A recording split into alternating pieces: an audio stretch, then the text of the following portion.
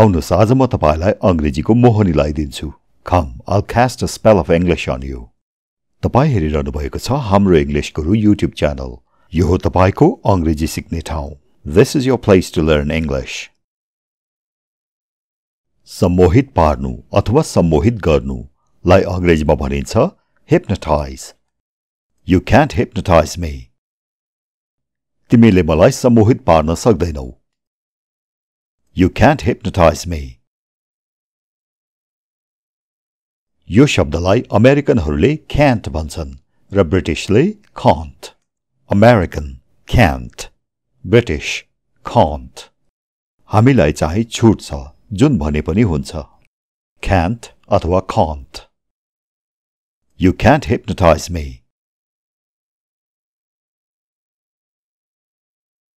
सम्मोहित गर्ने कला अथवा सम्मोहन कला लाई hypnotism. He is a master at hypnotism. ऊ सम्मोहन कलामा निपुण छ। He is a master at hypnotism. यसरी master at को पछि कुनै पनि विषय राख्न सक्नुहुन्छ। Master at mathematics भन्नुभयो भने गणितमा निपुण। Master at playing the flute. बाँसुरी बजाउनमा निपुण। तपाई केमा निपुण हुनुहुन्छ? What are you master at? मोहनी लाउनु cast a spell. She has cast a spell on you. उनले तिमीलाई मोहनी लाएकी छिन्। She has cast a spell on you. यसको अर्को पनि उदाहरण हेरौं। The beauty of Nepal never ceases to cast a spell on me. यसलाई म एकचोटी बिस्तारै भन्छु, सुन्नुस् ल अनि तपाई पनि म पछि भन्नुस्। The beauty of Nepal never ceases to cast a spell on me. The beauty of Nepal never ceases to cast a spell on me.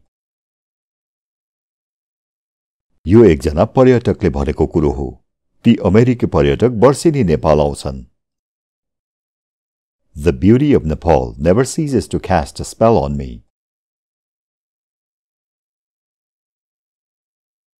मोहनी लाउनुलाई cast a spell. अब मोहित अथवा मन्त्रमुग्ध भन्नु पर्यो भने spellbound. I'm spellbound by the beauty of Nepal. नेपालको सुन्दरताले म मन्त्रमुग्ध हुन्छु अथवा नेपालको सुन्दरताले मलाई मोहित बनाउँछ। I'm spellbound by the beauty of Nepal. यसको अर्को पनि उदाहरण हेरौं। We were spellbound by her performance. उनको प्रस्तुतिले हामीलाई मन्त्रमुग्ध अथवा मोहित बनायो। We were spellbound by her performance. मोहित अथवा मन्त्रमुग्ध लाई spellbound. र अब यो हेर्नुस्। मन्त्रमुग्ध पार्ने, मोहित बनाउने अथवा मनमोहक भन्नु पर्दा spellbinding. She gave a spellbinding performance.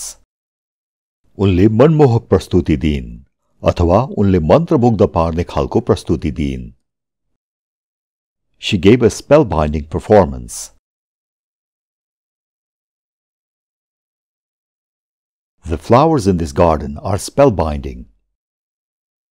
यो बगैँचाका फूलहरू मनमोहक छन्। The flowers in this garden are spellbinding. मन्त्रमुग्ध पार्नु, मोहित बनाउनु, अंग्रेजीमा enchant. She enchants everyone wherever she goes. उनी जहाँ कहीँ जान्छिन् सबैलाई मन्त्रमुग्ध बनाउँछिन्। She enchants everyone wherever she goes. He is enchanted by her beauty. ऊ उनको सुन्दरतादेखि मोहित भएको छ। He is enchanted by her beauty. यो वाक्यमा enchanted प्रयोग भएको छ। अझ भनौं is enchanted. यसलाई म एकचोटी बिस्तारै भन्छु। सुन्नुस् ल अनि तपाई पनि म पछि भन्नुस्। He is enchanted by her beauty. Is be verb को एउटा रूप हो र enchanted enchant को V3 अथवा तेस्रो रूप हो। be verb र V3 मिलेर के हुन्छ? passive voice। यो वाक्य passive voice मा छ। passive voice को भिडियो चाँडै आउँदैछ यही हाम्रो इंग्लिश गुरु YouTube च्यानलमा। च्यानललाई सब्स्क्राइब गरेर घण्टी थिचेर प्रतीक्षा गर्नुहोला। मन्त्रमुग्ध पार्नु अथवा मोहित बनाउनुलाई के भनिन्छ? enchant। र अब यो हेर्नुस्। मन्त्रमुग्ध पार्ने, मोहित बनाउने अथवा मनमोहक। enchanting। What an enchanting house। कस्तो मनमोहक घर। What an enchanting house। Her manners are enchanting। उनको स्वभाव मोहित बनाउने खालको छ। Her manners are enchanting। हामीले केही बेर अघि यही अर्थ जनाउने अर्को शब्द सिकेका थियौं। त्यो के थियो? spellbinding। spellbinding र enchanting दुवैको अर्थ उही हो। Her manners are enchanting। mesmerize मन्त्रमुग्ध पार्नु अथवा मोहित बनाउनु। The first time I saw her, I was mesmerized by her looks। जब मैले उनलाई पहिलो पल्ट देखेँ, मलाई उनको रूपले मोहित बनायो। The first time I saw her, I was mesmerized by her looks। looks भनेको रूप। The first time I saw her, I was mesmerized by her looks। मन्त्रमुग्ध पार्नु अथवा मोहित बनाउनु यही अर्थ बोकेको अर्को शब्द पनि हामीले सिकेका थियौं एकछिन अघि। सम्झना छ कि बिर्सिसक्नुभयो? हे सम्झिनु भएको रहेछ। enchant। very good। enchant र mesmerize दुवैको अर्थ उही हो जुन प्रयोग गरे पनि हुन्छ। The first time I saw her, I was mesmerized by her looks। अब यो हेर्नुस्। mesmerizing मन्त्रमुग्ध पार्ने, मोहित बनाउने, मनमोहक। What mesmerizing eyes you have। कस्ता मोहित बनाउने आँखा छन् तिम्रा। What mesmerizing eyes you have। Look at the mesmerizing view of the sunset।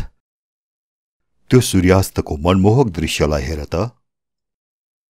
Look at the mesmerizing view of the sunset। spellbinding, enchanting, mesmerizing, hypnotizing, bewitching यी सबैको अर्थ उही हो। मन्त्रमुग्ध पार्ने, मोहित बनाउने, मनमोहक। यी पाँच मध्ये कुनै पनि एउटा शब्द प्रयोग गरेर एउटा वाक्य जाओस् त तपाईबाट। कापीमा लेख्नुस् या कमेन्टमा लेख्नुस्, तपाईको इच्छा। कमेन्टमा लेख्नुभयो भने चाहिँ हामीले पनि पढ्न पाउँछौं। र अब यो हेर्नुस्। enchanted। enchanted को अर्थ हो जादुमयी अथवा जादुयुक्त, कसैले जादुले फुकेर छोडेको। It's an enchanted lake। Strange things happen here। यो एउटा जादुयुक्त ताल हो, यहाँ अनौठा कुराहरू हुन्छन्। It's an enchanted lake। Strange things happen here। strange भनेको अनौठो। It's an enchanted lake। Strange things happen here। जादुमयी अथवा जादुयुक्त, enchanted। र अब यो हेर्नुस्। भुताहा अथवा भूतको बास भएको, भूतले बास गरेको। अंग्रेजीमा haunted। That's a haunted building। Nobody lives there। त्यो घरमा भूतको बास छ, त्यहाँ कोही पनि बस्दैन। That's a haunted building। Nobody lives there।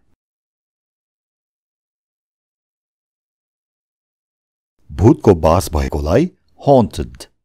त्यसो भए भूतलाई चाहिँ के भनिन्छ त? भूतलाई भनिन्छ ghost. G-H-O-S-T. Ghost. यो घोस्ट होइन, यो हो ghost. भन्नुस् त ghost. It wasn't a ghost. It was a real person. त्यो कुनै भूत थिएन, त्यो त साँच्चीकै मान्छे थियो. It wasn't a ghost. It was a real person. You look as if you have seen a ghost. तिमी त यस्तो देखिन्छौ कि तिमीले भूत देख्यौ, अर्थात् तिमी डराएको देखिन्छौ, भूत देखे चाहिँ डराएको देखिन्छौ. You look as if you have seen a ghost. यो भूतको अर्को पनि वाक्य हेरौं. They say the young girl's ghost still haunts the house. यो वाक्यको अर्थ के होला? प्रयत्न गर्नुस् त भन्नलाई. म अलिकति सहयोग गरौं. They say भनेको उनीहरूले भन्छन्, अर्थात् मान्छेहरूले भन्छन्. के भन्छन् त? The young girl's ghost. किशोरीको भूत. Young भनेको सानो उमेरको, girl भनेको केटी, अर्थात् किशोरी. Apostrophe S ले को भन्ने जनाउँछ. किशोरीको. The young girls. किशोरीको के? भूत. Ghost. Still भनेको अझसम्म पनि, अहिलेसम्म पनि. Haunt को अर्थ त तपाईले सिकिसक्नु भएको छ.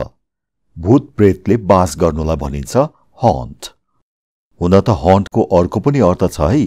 कुनै ठाउँमा गइरहनुलाई पनि haunt भनिन्छ. भूत प्रेत मात्र होइन, मान्छे जानुलाई पनि haunt.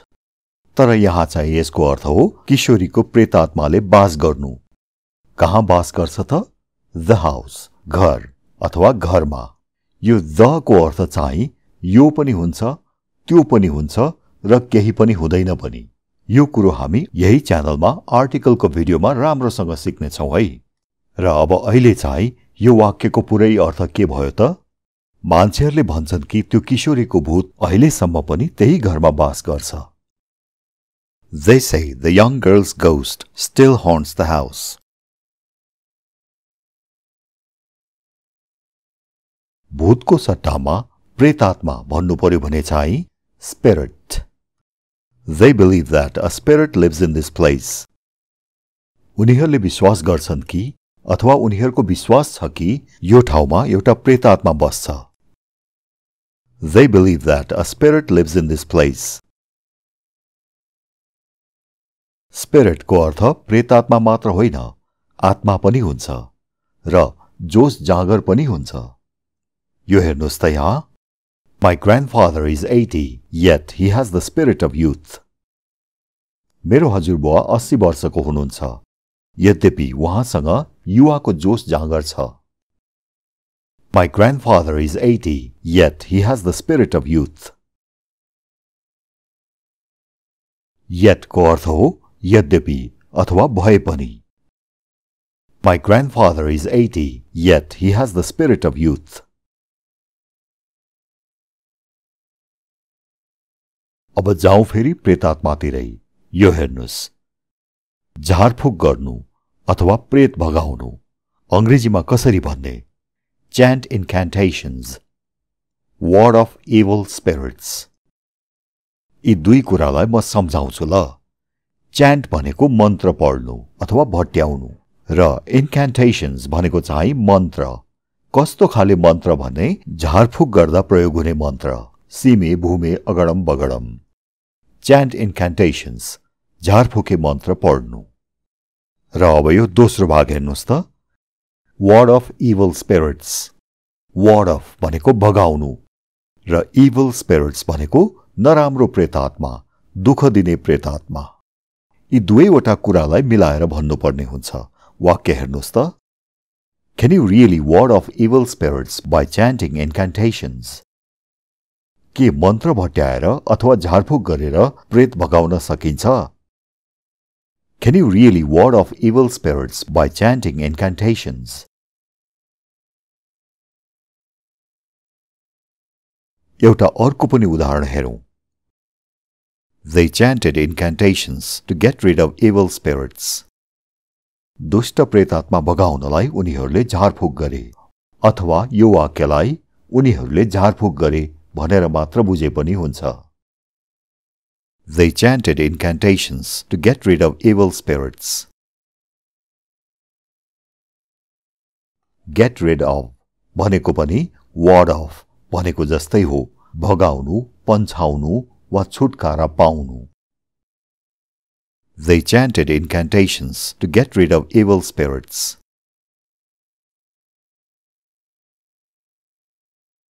अब यो पनि हेर्नुस्, धामी झाँक्री लाउनु अथवा धामी झाँक्री लगाएर प्रेत भगाउनलाई भनिन्छ exorcise.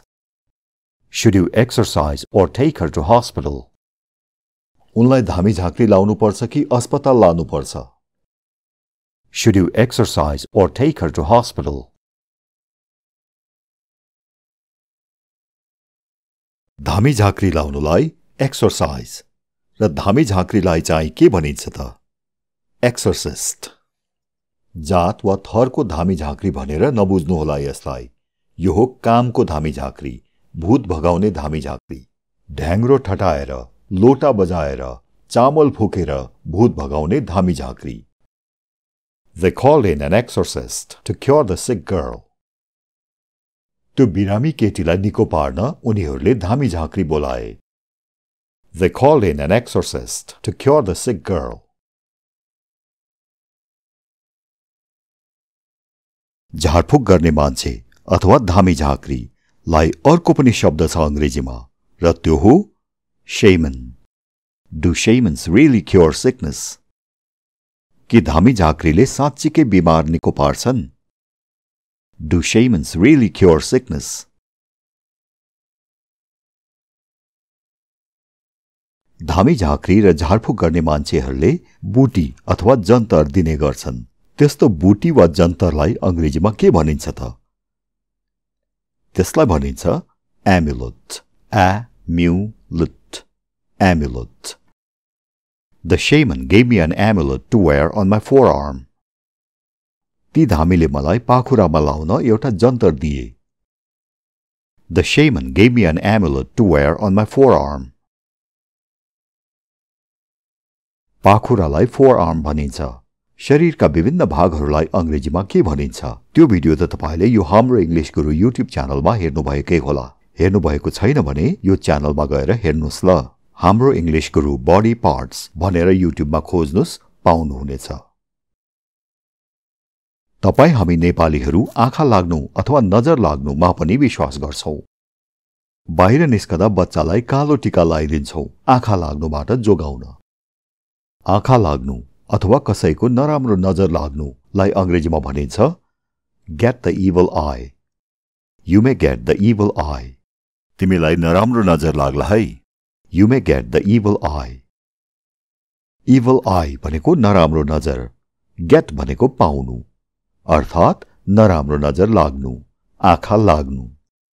You may get the evil eye. कसैले नराम्रो नजर लाउँछ अथवा नजर लगाएर बिगार गर्न खोज्छ भने त्यसलाई भनिन्छ cast an evil eye. I think someone has cast an evil eye on me.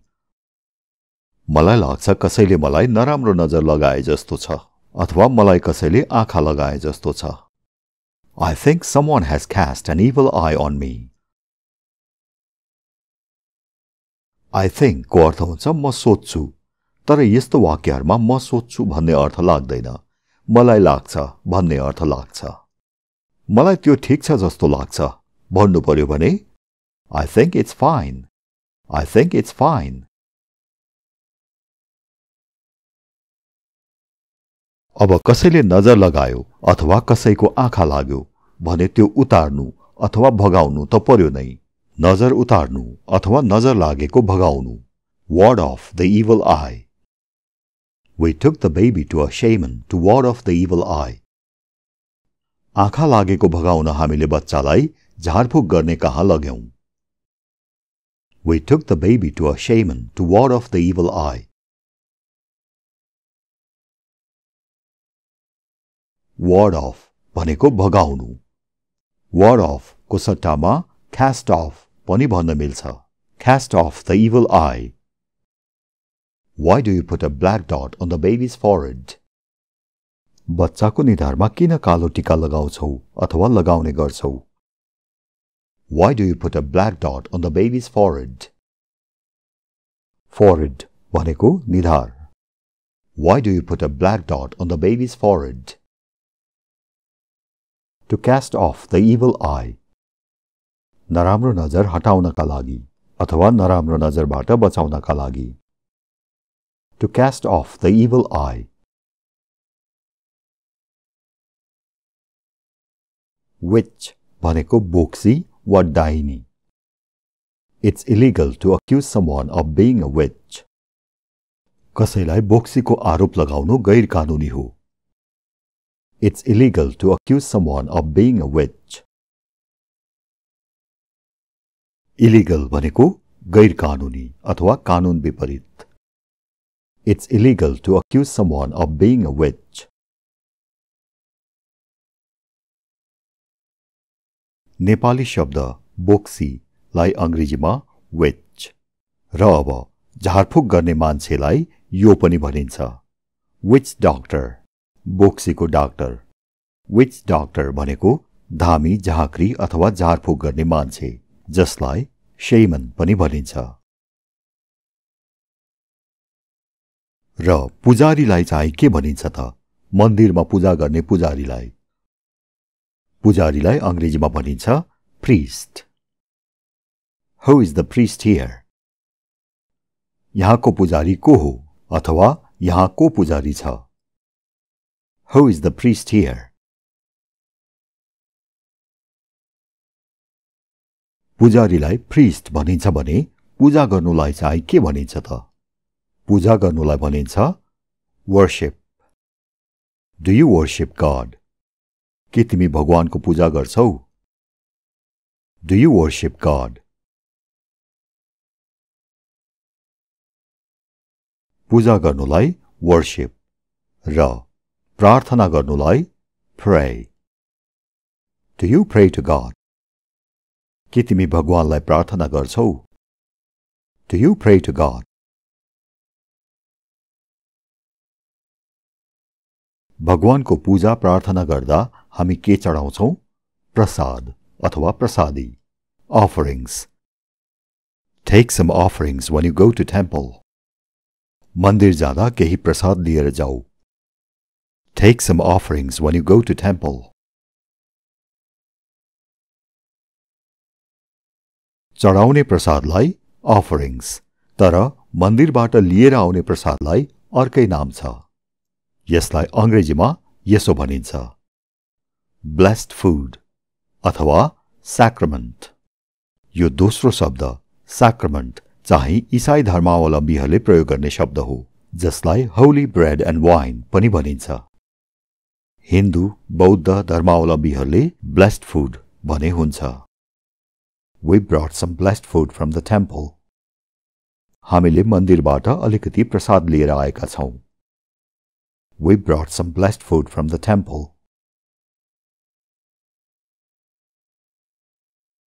आशीर्वाद दिनु अथवा कृपा गर्नु लाई अंग्रेजीमा भनिन्छ bless. Please bless us. हामीलाई आशीर्वाद दिनुहोस्. Please bless us.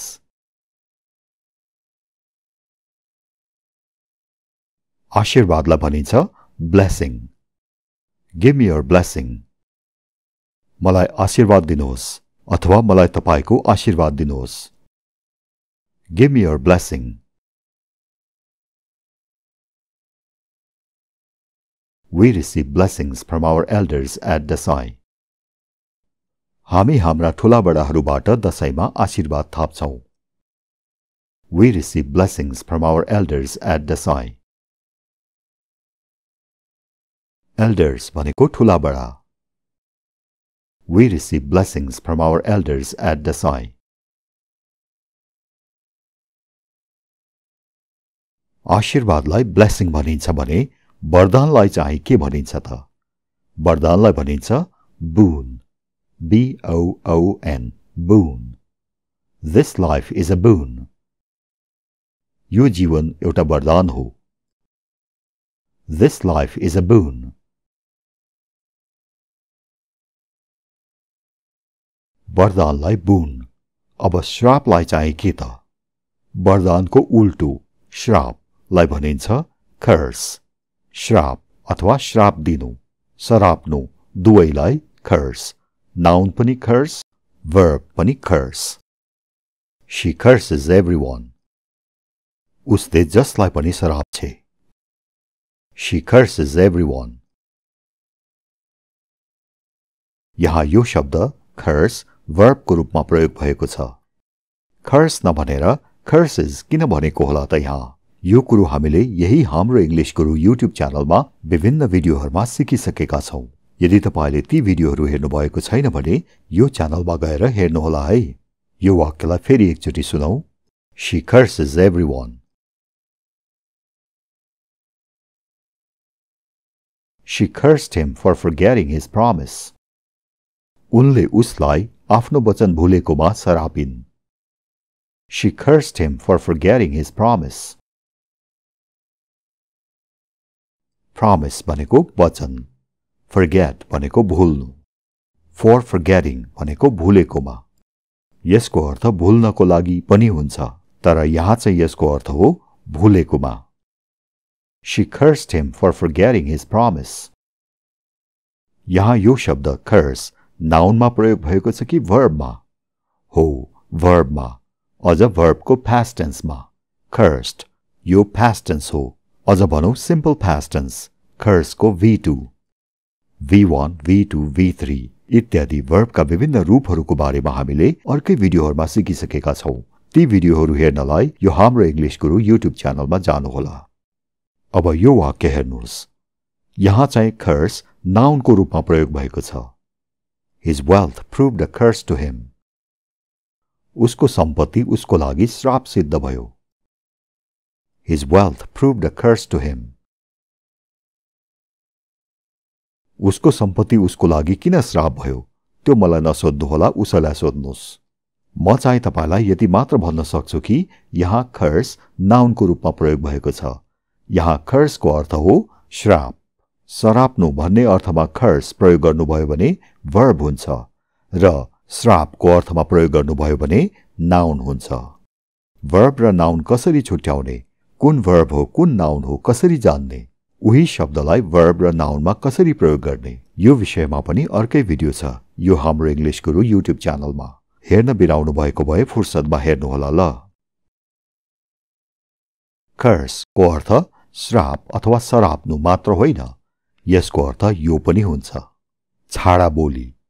छाडा बोलीलाई अंग्रेजीमा भनिन्छ curse words, swear words, bad words अथवा expletives। यसको एउटा उदाहरण हेरौं। That drunkard uses swear words a lot. त्यो जड्याहाले धेरै छाडा बोली प्रयोग गर्छ। That drunkard uses swear words a lot. जड्याहालाई अंग्रेजीमा drunkard भनिन्छ, drunkard अथवा धेरै पिउने मान्छे। That drunkard uses swear words a lot. बच्चाहरूको अगाडि छाडा बोली प्रयोग नगर अथवा बच्चाहरूको अगाडि अश्लील शब्दहरूको प्रयोग नगर। Don't use swear words in front of children. Don't use swear words in front of children. In front of भनेको अगाडि। Don't use swear words in front of children. छाडा बोल्नु अथवा मुख छाड्नु अंग्रेजीमा curse अथवा cuss. The man cussed the driver who overtook him. त्यो मान्छेले उसलाई उछिन्ने चालक माथि मुख छाड्यो। The man cussed the driver who overtook him. Overtook भनेको उछिन्यो, overtake भनेको उछिन्नु। Overtake को past tense हो overtook. The man cussed the driver who overtook him. मुख छाड्ने, छाडा बोल्ने, अश्लील शब्द प्रयोग गर्ने यस्ता काम तपाई हामीबाट कहिल्यै हुँदैन। हामी मिठो बोल्छौं, राम्रो सोच्छौं र यो भिडियोलाई लाइक र शेयर पनि गर्छौं।